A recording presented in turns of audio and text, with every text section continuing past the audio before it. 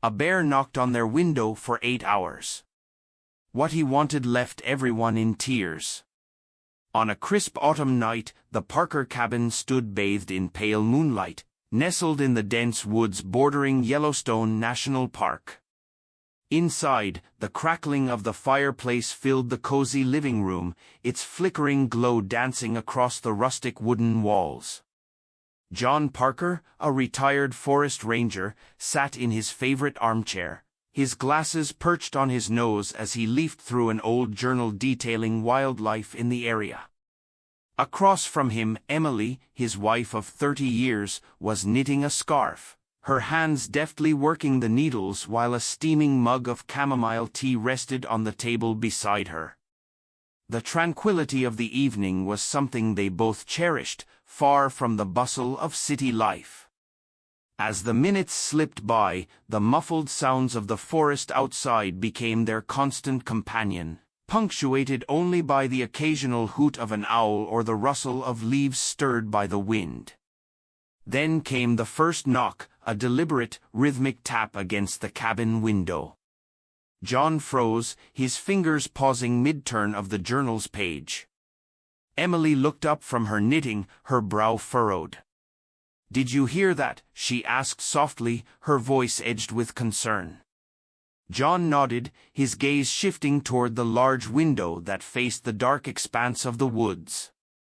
Another knock followed, louder this time, the sound reverberating through the cabin like the beating of a slow drum. Emily's knitting fell to her lap as her grip on the needles tightened. "It's probably just the wind," John said, though his voice lacked conviction. He set the journal aside and stood. The creak of the floorboards broke the tense silence. He reached for the flashlight on the shelf near the door, his movements deliberate but wary. Emily watched him closely, her lips pressed into a thin line. "Be careful," she urged. John nodded. Approaching the window with caution, the beam of his flashlight cut through the shadows of the room. Outside, the moon cast silvery rays across the landscape, illuminating the skeletal branches of trees swaying in the wind. At first glance, nothing seemed amiss. Then came the knock again, closer, deliberate, and unmistakably intentional. John's heart quickened as he scanned the area just beyond the glass.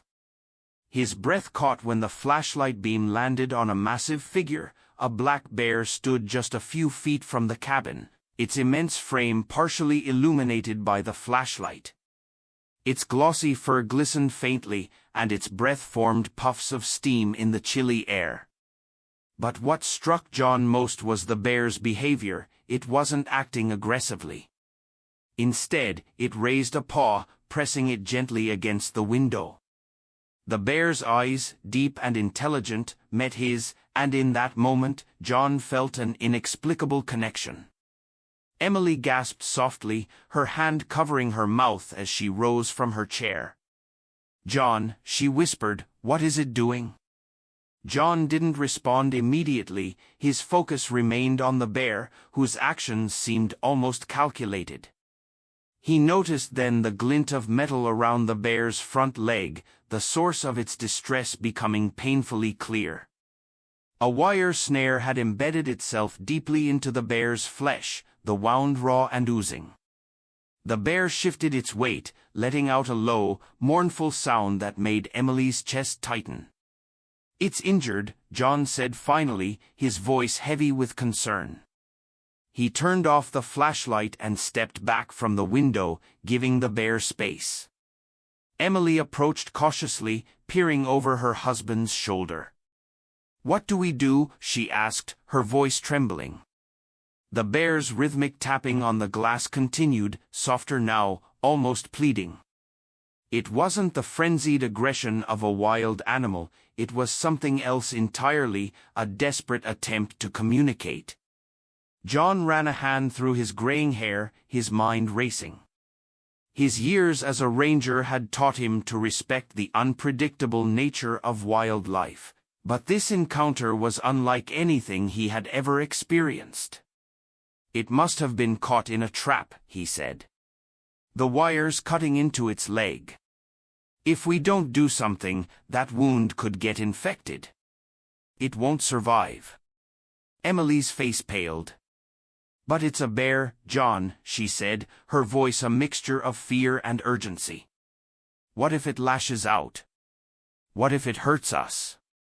John placed a reassuring hand on her shoulder, though his own apprehension was evident in his eyes. I don't think it will, he said quietly. It came to us. It's asking for help. Emily hesitated, her gaze shifting back to the bear, whose eyes never left the window. There was something hauntingly human in its expression, a vulnerability that made her heart ache. She took a deep breath and nodded. Okay, she said, her voice steadying, but we need to be careful. The couple moved into action, their instincts kicking in. John retrieved his old ranger kit from the closet, filled with medical supplies, antiseptic, and a pair of sturdy bolt cutters. Emily grabbed a large mixing bowl from the kitchen and filled it with honey, hoping the sweet treat would keep the bear calm while they worked. When they returned to the living room, the bear had stepped back from the window but remained close, its injured leg trembling visibly. John slowly opened the door, the cold night air rushing in and making him shiver. The bear tensed at the sound but didn't move away. It stood motionless, watching them with unblinking eyes. Easy, big guy, John murmured, his voice low and soothing. Emily stayed behind him, clutching the bowl of honey. She placed it carefully on the ground a few feet from the door, then retreated quickly. The bear sniffed the air, its massive head lowering to inspect the offering. It licked the honey tentatively before turning its gaze back to John. Taking the opportunity, John approached slowly, his hands steady despite the adrenaline coursing through him. The bear let out a soft rumble but didn't move. Emily held her breath as John knelt beside the bear, examining the snare up close. The wire had cut deeply into the flesh, and the fur around the wound was matted with blood. This is going to hurt, John whispered, gripping the bolt cutters. The bear flinched as he worked, its low growls vibrating through the air. Emily watched anxiously, her hands clasped tightly. The minutes felt like hours, but finally, with a metallic snap, the wire came free. The bear roared in pain, staggering back a step, but it didn't flee. John quickly applied antiseptic to the wound, his hands trembling. The bear let out a deep huff, its muscles relaxing slightly as the immediate pain subsided. It looked at John one last time before retreating a few steps, its gaze lingering. As the bear turned and lumbered back toward the forest, Emily exhaled deeply, tears streaming down her face. John watched until the dark figure disappeared among the trees. Do you think it'll be okay? Emily asked, her voice breaking. John nodded, though uncertainty lingered in his eyes. We did what we could, he said. The rest is up to it. That night, as they sat in silence by the fire, neither could shake the memory of the bear's gaze, an unspoken bond that had left them forever changed. The morning sun broke through the dense canopy of trees, casting pale streaks of light onto the forest floor. Inside the Parker cabin, the warmth of the previous night's fire lingered faintly, though the room had grown cooler with the early dawn. John stirred in his armchair, the events of the night still vivid in his mind. Emily, seated across from him with a blanket draped over her shoulders, held a cup of coffee in her hands. She had barely slept, her thoughts consumed by the image of the injured bear and its desperate plea for help. The cabin was quiet except for the occasional crack of the log settling in the hearth. John finally broke the silence, his voice low and thoughtful. We need to check the trail. Emily looked up from her coffee, her brow furrowed in concern. You think it's still nearby? She asked. John nodded, rising from his chair and stretching his stiff limbs. It's hurt. It might not have gone far. If it's in worse shape than we thought, we need to know. His words hung heavy in the air, and Emily could feel the weight of his determination.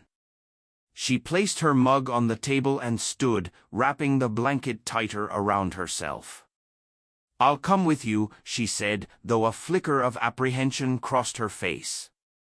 John retrieved his old ranger gear, a sturdy pair of boots, a heavy coat, and a well-worn backpack containing first aid supplies. He handed Emily a flashlight and a whistle, his expression serious. Stay close to me, he instructed. If anything feels off, we turn back. No risks. Emily nodded, appreciating his cautious nature even as her heart raced with a mixture of fear and resolve. Together, they stepped outside into the crisp morning air, their boots crunching against the frosted ground. The forest was eerily silent, as though holding its breath. The trees stood tall and imposing, their branches reaching toward the pale sky. John scanned the area carefully, his trained eyes searching for any signs of the bear's passage. It didn't take long to find them, deep paw prints pressed into the soft earth, accompanied by faint smudges of blood. This way, John said, gesturing for Emily to follow. She gripped the flashlight tightly, her eyes darting between the tracks and the surrounding woods.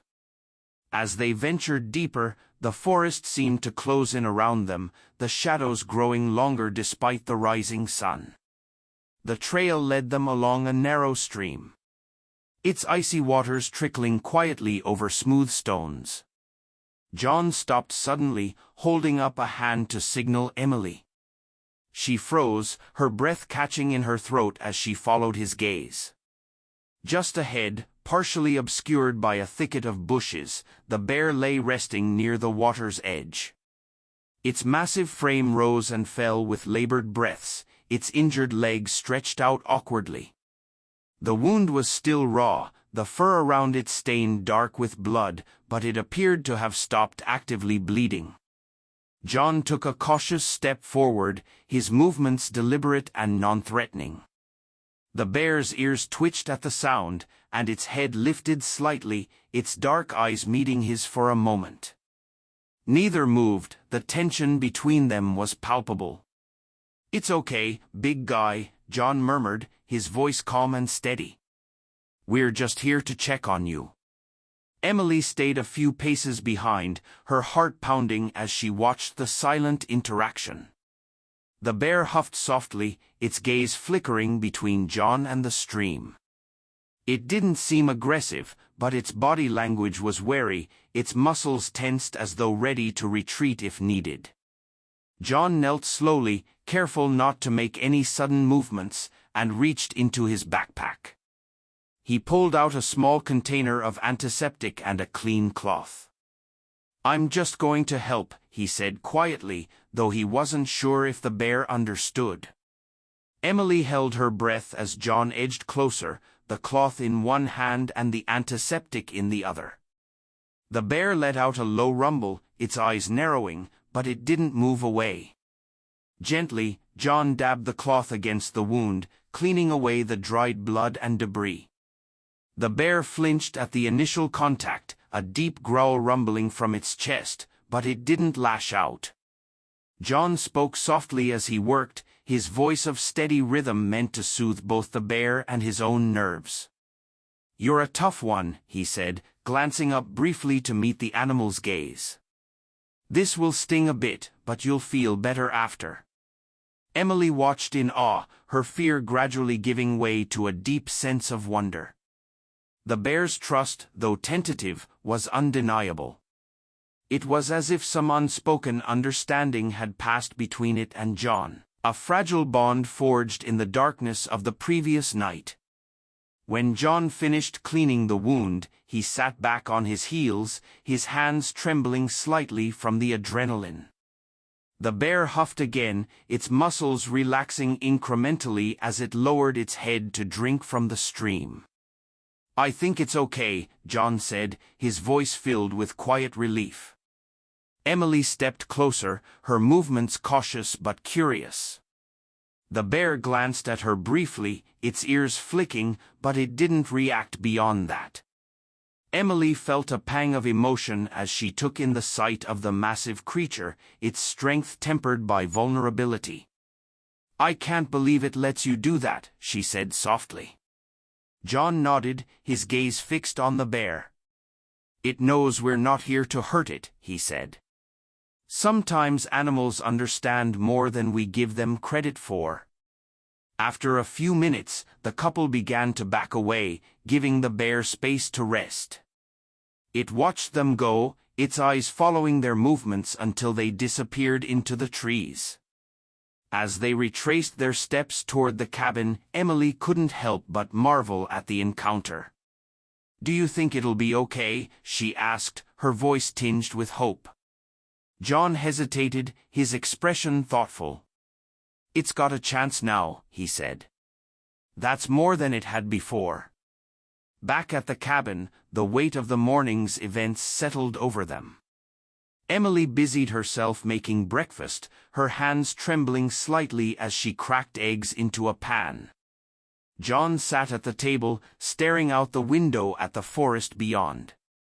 The tracks they had followed earlier were already fading, the frost melting under the soft glow of the sun. As they ate in silence, a sense of calm began to replace the tension. Emily reached across the table, her fingers brushing against John's. "I'm proud of you," she said quietly. "What you did out there was incredible." John looked at her, his expression softening. "We did it together," he said. "That bear trusted us. That means something." For the rest of the day, they remained vigilant, watching the woods for any sign of the bear. As evening fell and the sky deepened into shades of orange and pink, Emily found herself reflecting on the experience.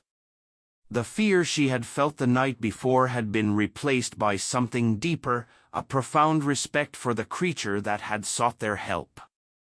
As the first stars appeared in the sky, Emily and John sat by the fire once more, their hands clasped tightly together. They didn't need to speak, the silence between them was filled with understanding. Somewhere in the forest, the bear was healing, and the thought brought them a quiet sense of peace. The following days passed in a strange rhythm of anticipation and quiet reflection. John and Emily found themselves drawn repeatedly to the edge of the woods, scanning the tree line for any sign of the bear. Each trip was a mix of hope and apprehension, their footsteps crunching softly over frost-laden grass as they ventured just far enough to check for tracks, but never too far to risk losing sight of the cabin. The trail they had followed before had faded, the snow melting under the warming sunlight, leaving only faint impressions in the softened earth. It was as though the bear had vanished into the wilderness, leaving no trace but the vivid memory of its desperate plea. John spent most of his mornings tinkering with his tools in the shed, an old habit he turned to when his thoughts grew too heavy. Emily often found herself watching him through the kitchen window, her hands busy with a loaf of bread she kneaded with more force than usual. Though neither of them said it aloud, the silence in the cabin carried the weight of unspoken questions. Had the bear recovered? Had their efforts been enough? Or had it succumbed to its injuries in the solitude of the forest? On the fourth morning after their encounter, John stepped outside to gather firewood. The air was crisp and clean, the faint scent of pine mingling with the earthy aroma of damp soil. As he reached for a stack of logs, something caught his attention. A shadow moved at the edge of the clearing, just beyond the trees. John froze, his hand hovering midair, his breath caught in his chest. Slowly, the shadow took shape, a massive, familiar form emerging from the dense foliage. The bear stood there, its dark fur catching the golden rays of the early sun. "Emily," "John," he called, his voice urgent but tempered with excitement. He didn't take his eyes off the bear, watching as it stepped forward cautiously, its gait still uneven but steadier than before. Within moments, Emily was at his side, wiping her flour-dusted hands on her apron. Her gasp was audible as she followed John's gaze. "It's back," she whispered, her voice tinged with awe. The bear stopped just short of the clearing, its massive paws sinking slightly into the damp ground. Its gaze locked onto John and Emily, and unspoken communication passed between them. The wound on its leg was healing, though still raw and tender. The bear shifted its weight, letting out a low rumbling huff. Emily clutched John's arm, her heart racing as the bear moved closer, its steps slow and deliberate. John raised a hand in a calming gesture, his voice steady and soft. "It's okay, big guy.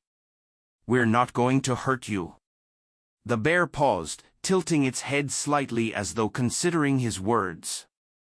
It then took another step forward, its eyes scanning the area before settling on a small pile of chopped firewood nearby. John realized it wasn't approaching them, it was simply looking for a safe space to rest. With deliberate care, John and Emily stepped back, giving the bear room to settle. It lowered itself onto the ground near the woodpile, its movements slow but less labored than before.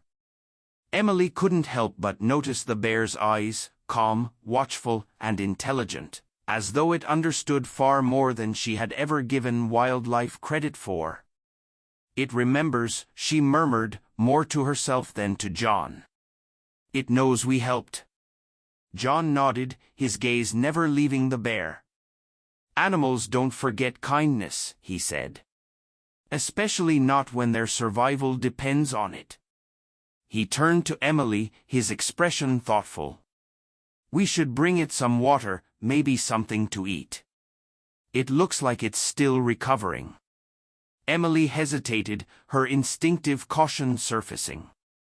"Are you sure? What if it takes it the wrong way?"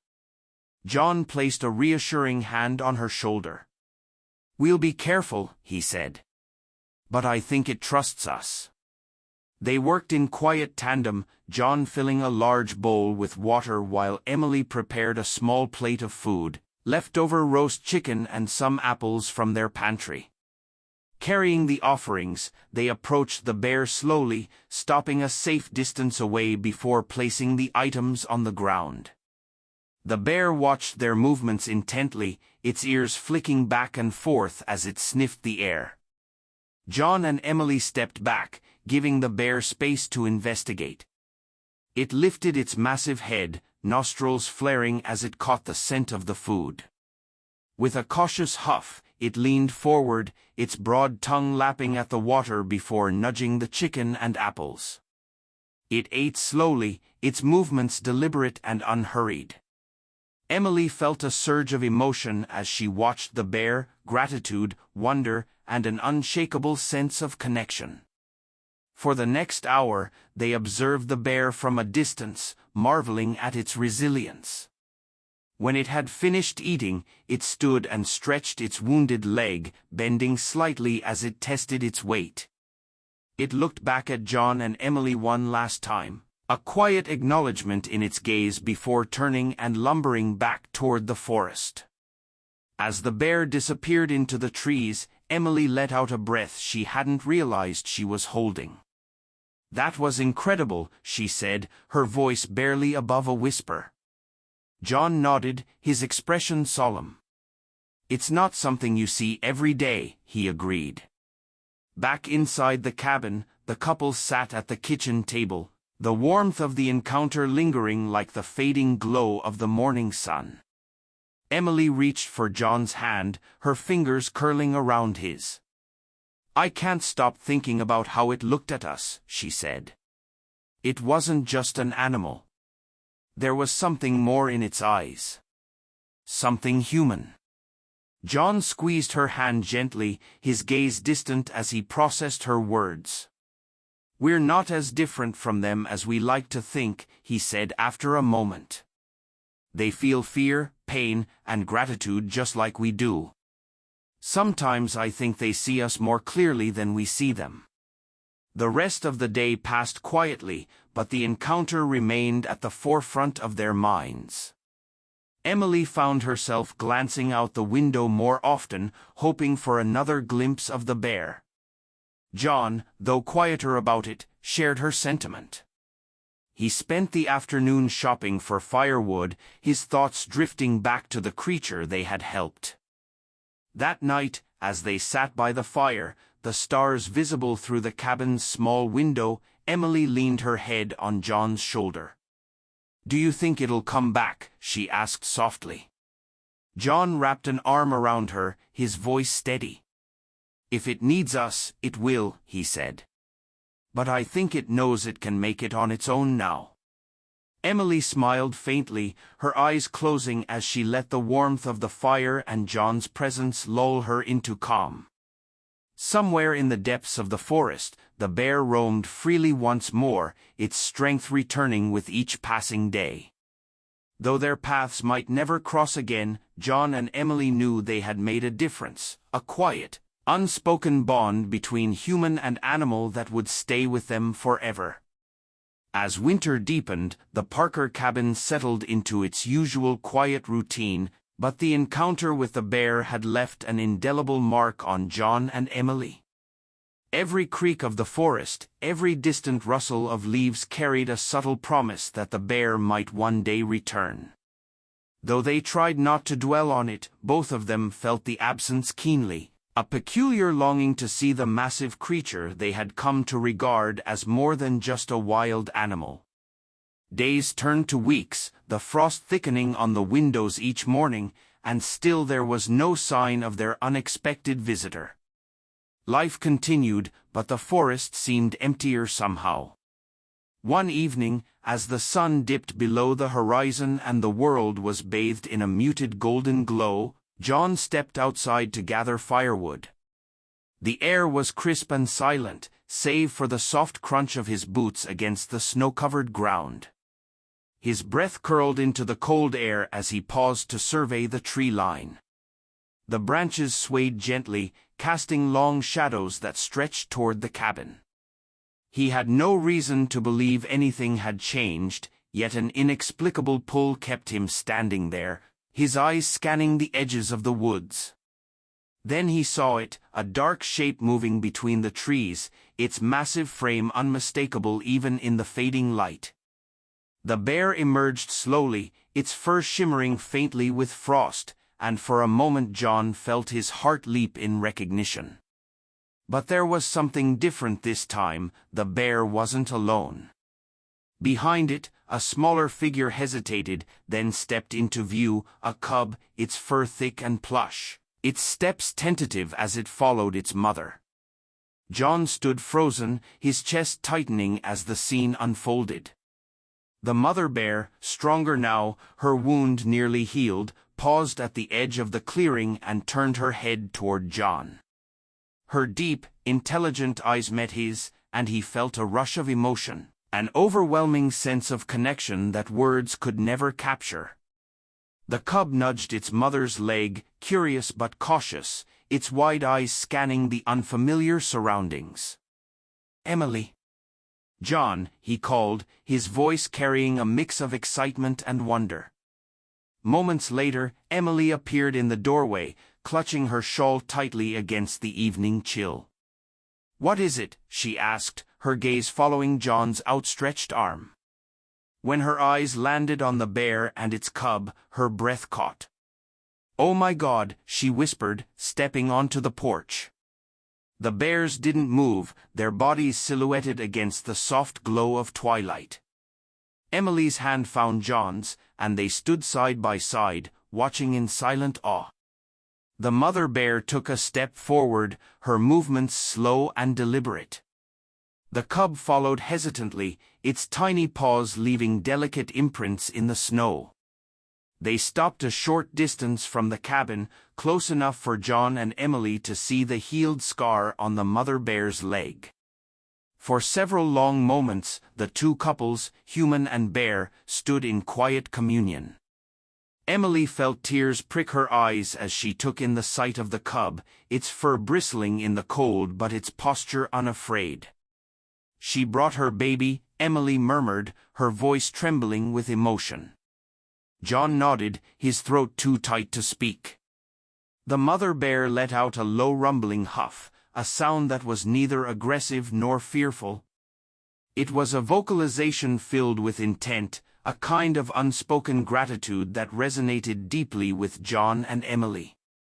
Slowly, the bear lowered her head, nuzzling her cub gently before turning her gaze back to the humans. Emily tightened her grip on John's hand. "Do you think she came to thank us?" she asked softly.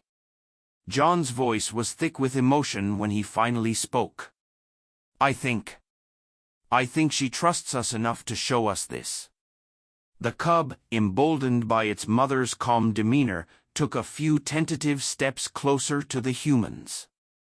It sniffed the air, its tiny nose twitching as it tried to make sense of the strange figures before it. Emily let out a soft laugh, a sound filled with wonder. "Look at it, John. It's beautiful." John crouched slightly, his movements careful and measured, as though trying to appear less imposing. The cub cocked its head, its round eyes studying him with innocent curiosity. Its mother let out another huff, a subtle reminder that the boundary between them remained, and John didn't dare push any closer. Instead, he stayed where he was, his gaze steady and filled with quiet reverence. As the last rays of sunlight faded and the first stars began to appear, the bears lingered a moment longer before the mother gave a gentle grunt. The cub turned reluctantly, casting one last glance at the humans before following its mother back toward the trees.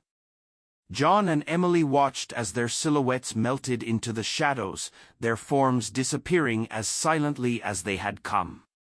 When the forest was still again, Emily wiped at her cheeks, a soft smile spreading across her face.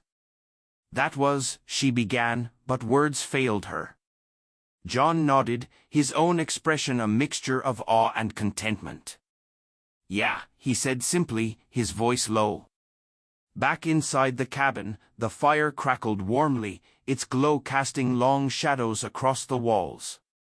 Emily poured 2 cups of tea, her hands trembling slightly from the lingering rush of emotion. She joined John by the window, where he stood gazing out at the darkened forest. "Do you think they'll come back again?" she asked, her voice filled with quiet hope. John sipped his tea, his gaze thoughtful. "Maybe," he said. "Or maybe that was their way of saying goodbye."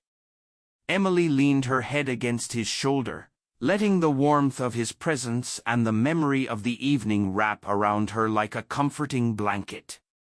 "Either way," she said softly, "I'm glad we got to see them. To know they're okay." John placed a hand over hers, his touch steady and grounding. "We did our part," he said, "and she showed us that it mattered." That night, as they lay in bed listening to the distant calls of the forest, a profound sense of peace settled over them. The bear had come into their lives as an uninvited guest, a symbol of the wild's unpredictable beauty and fragility. But it had left them something more, a reminder of the quiet bonds that can form between species, the unspoken understanding that transcends language and fear. As sleep claimed them, John and Emily dreamed not of the mundane worries that had once filled their days, but of the forest and its inhabitants, of moonlit clearings and the soft crunch of snow underfoot. They dreamed of a mother bear and her cub, of trust and gratitude, and of the fragile, beautiful connection that exists in the space where 2 worlds meet. And in the heart of the wilderness, beneath a sky full of stars, the bears wandered on, carrying with them the faint echoes of a human kindness that would forever ripple through their lives.